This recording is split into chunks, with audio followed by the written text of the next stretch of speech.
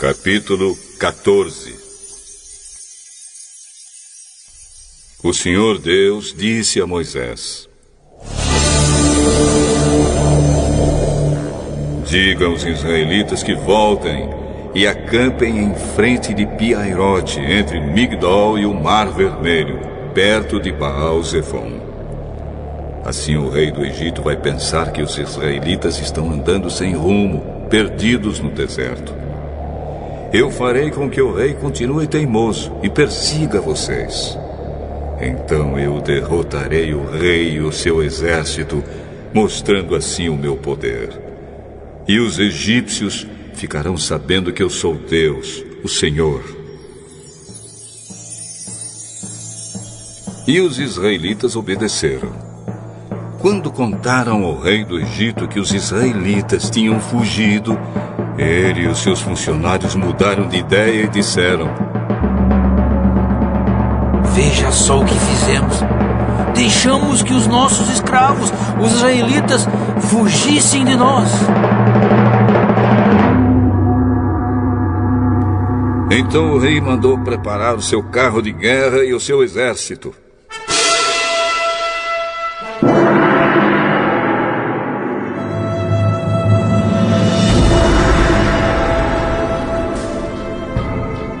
Ele saiu com todos os carros de guerra, incluindo os 600 melhores, que eram comandados pelos seus oficiais.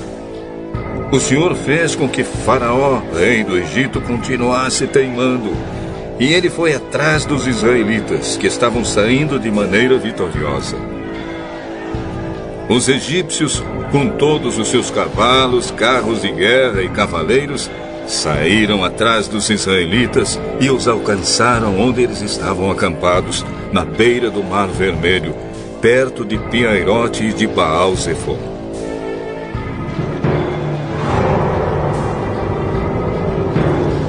Quando os israelitas viram o rei e o seu exército marchando contra eles, ficaram apavorados e gritaram pedindo ajuda de Deus, o Senhor.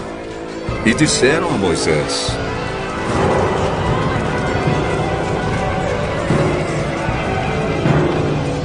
será que não havia sepulturas no Egito? Por que você nos trouxe para morrermos aqui no deserto? Veja só o que você fez nos tirando do Egito. O que foi que lhe dissemos no Egito? Pedimos que nos deixassem em paz, trabalhando como escravos para os egípcios.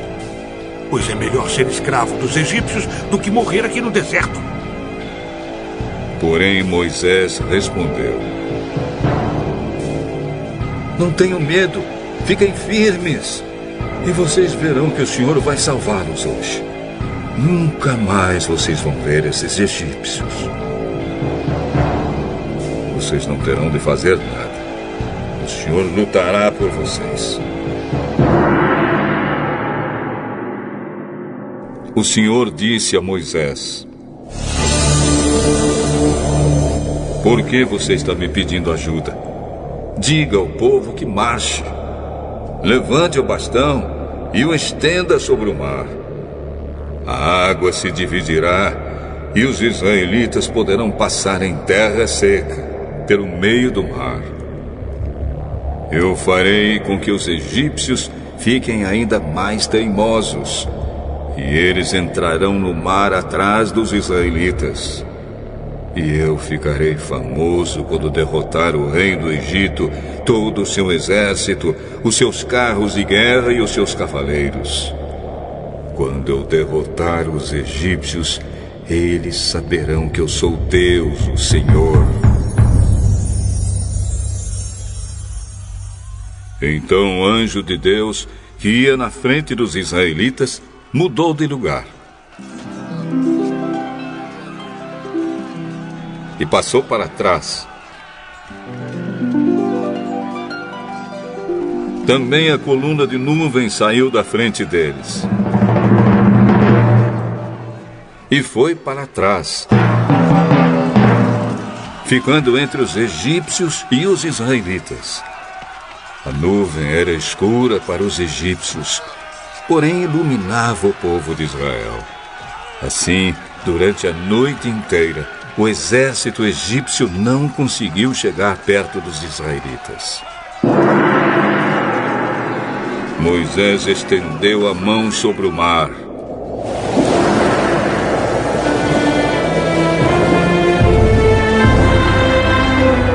E Deus, o Senhor, com um vento leste muito forte, fez com que o mar recuasse.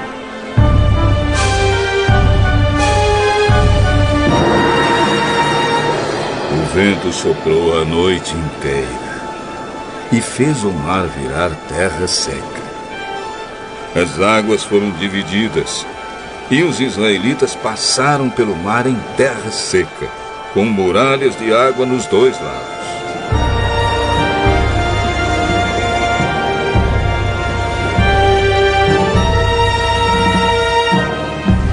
Os egípcios os perseguiram e foram atrás deles até o meio do mar, com todos os seus cavalos, carros de guerra e cavaleiros.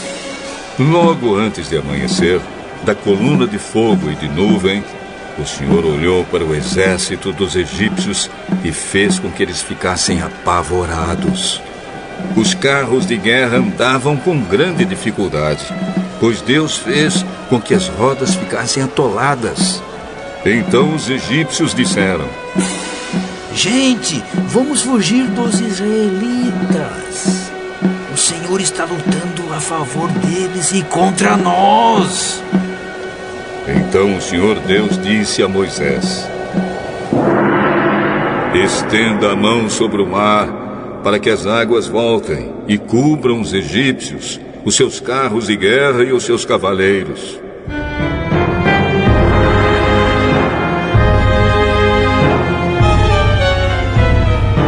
Moisés estendeu a mão sobre o mar, e quando amanheceu,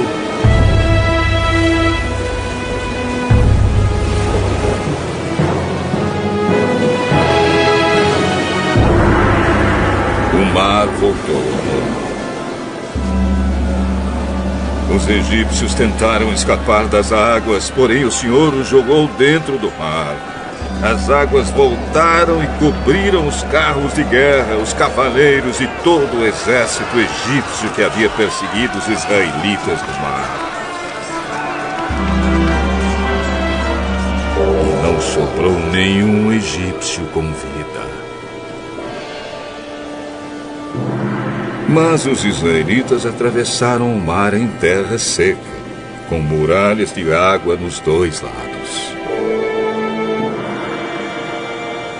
Naquele dia, o Senhor salvou o povo de Israel dos egípcios, e os israelitas os viram mortos na praia.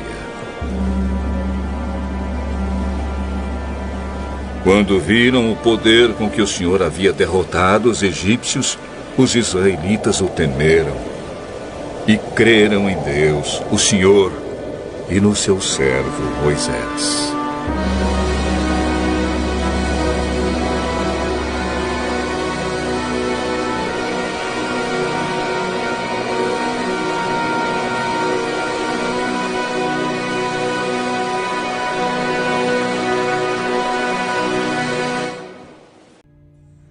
Mathematicians call this pattern the torus.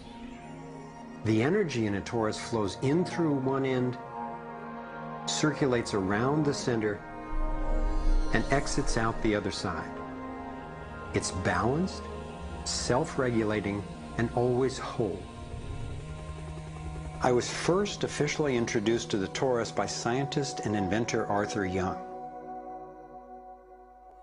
Futurist Dwayne Elgin explains how the torus is the primary pattern that nature uses for life at every scale. Evolution means to unfold, to roll out. So the question is, what is the universe rolling out? And what the universe is rolling out is self-organizing systems, and you can see this at every scale. A self-organizing system is a technical term for just a system getting a hold of itself, knowing itself, essentially. And if we go to nature, we can look at and we can see these self-organizing forms throughout. We can see it in the cross-section of an orange, the cross-section of an apple. We can see it in the dynamic nature of a tornado. We can see it in the magnetic field around the Earth, a similar magnetic field around an individual. We can see it in the structure of an entire whirlpool galaxy. We can see it in the structure of a small atom. At every scale, throughout its entire history, the universe has one single project. It's growing toruses. The universe is a torus growing factory.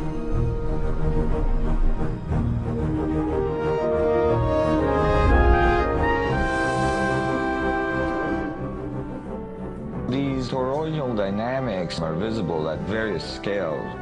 One of them is at the galactic level, which are huge spinning structures with billions of stars in it. Looks like typically big arms of galaxies spinning around, and they have vortices that goes from the center out to the edge of the galactic halo that surrounds them. Stars move from this galactic disk out to the halo, down the vortices, and back out again. Stars like Arcturus, for instance, we know have done that path already. That's the appropriate description even for the atmosphere of our planet. The weather goes from the North Pole down to the equator and then back up, from the South Pole up to the equator and then back down. Even the dynamics on the surface of the sun are very similar. Of course, here we're looking at it from an external perspective on a small scale model. When you look at the solar system embedded in the galaxy, embedded in the cluster, embedded in the supercluster, we're traveling in this boundless sea of infinite torus flow.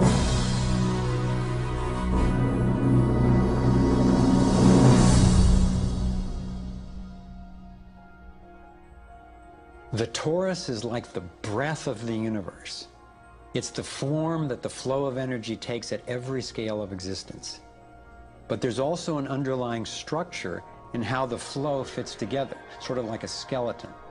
It's called the vector equilibrium, a term coined by one of the 20th century's greatest thinkers, Buckminster Fuller. Inspired by Fuller's visionary work, I spent decades researching the dynamics of the vector equilibrium and the torus.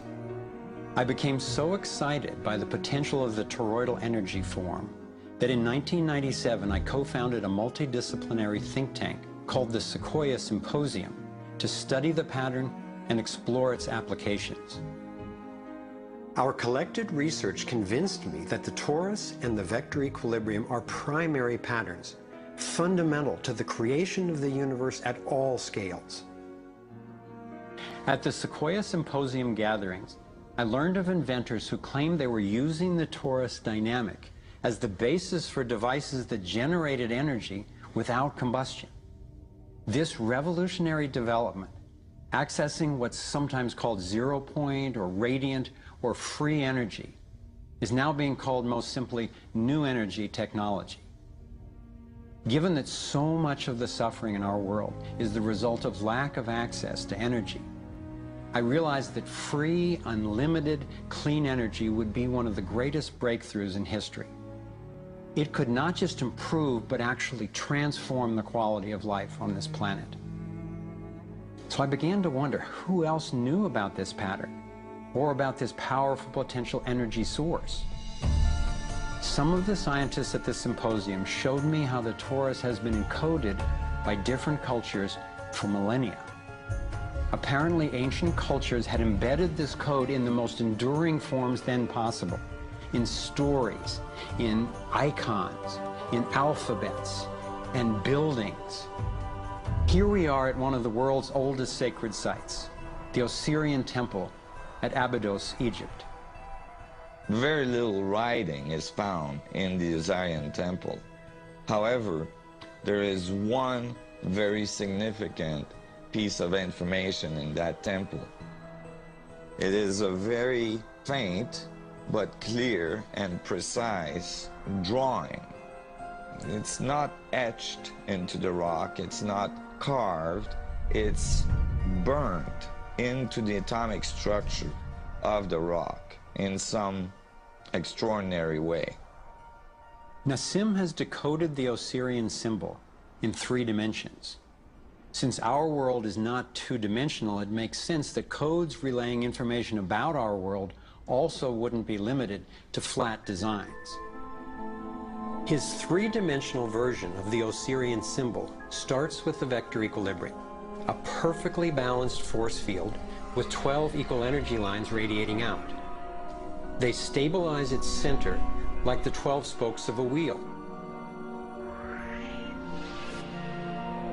The primary pattern of balanced energy flow around this structure is the torus.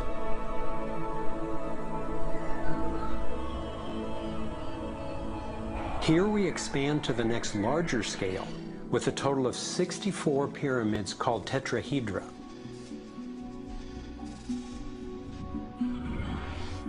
If we then put spheres in representing the toroidal energy field surrounding each of the pyramids, and then we drop away the pyramids, we end up with a matrix that is, amazingly, an exact overlay for the Osirian icon, a 3-dimensional model of the same pattern that was burned into the rock wall of the Egyptian temple thousands of years ago. Now we travel across continents, from Egypt to China, where the same geometry appears at another sacred site built in 1420. Then you go to the Forbidden City, where the sun gods reside, and where you find at the entrance the Fu dogs, the guardians of the knowledge. They guard the knowledge under their paw. The same geometry of 64 energy units is encoded again.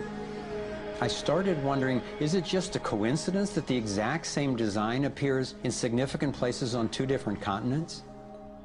But then Nassim showed me that this geometry of 64 is encoded time and again in cultures across the centuries and from all over the world.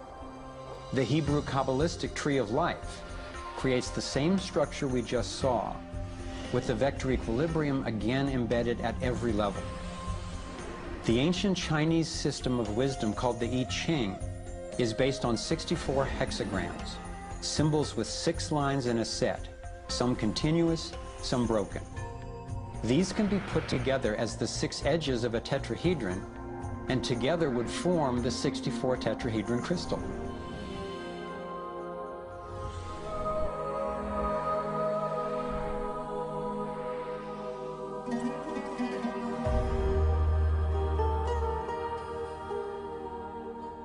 This same pattern shows up in modern scientific research. The double helix has an alphabet of 64 codons that are used to encode our human DNA.